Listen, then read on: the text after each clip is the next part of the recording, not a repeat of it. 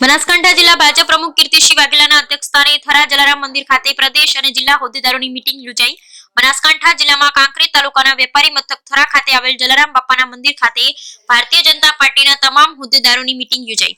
ગુજરાત રાજ્યના મુખ્યમંત્રી શ્રી બનાસકાંઠા જિલ્લાના ડીસા ખાતે આદરણીય વડાપ્રધાન નરેન્દ્રભાઈ મોદીની વર્ચ્યુઅલી ઉપસ્થિતિ અને ગુજરાત સરકારના મુખ્યમંત્રી ભૂપેન્દ્ર પટેલ અને પ્રદેશ પ્રમુખ સી.આર. પાટીલની હાજરીમાં ડીસા ખાતે લાભાર્થી સંમેલન યોજવામાં આવનાર છે।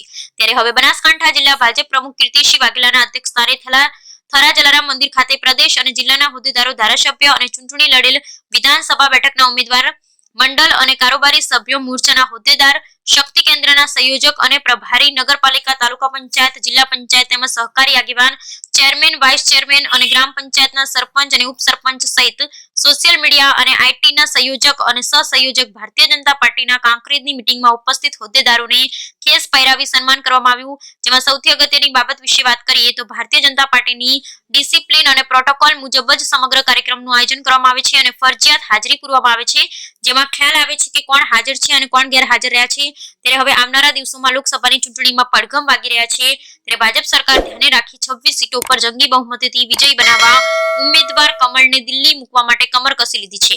Report Ramjibhai Raykor, crime patrolling news bureau chief, Banaskantha.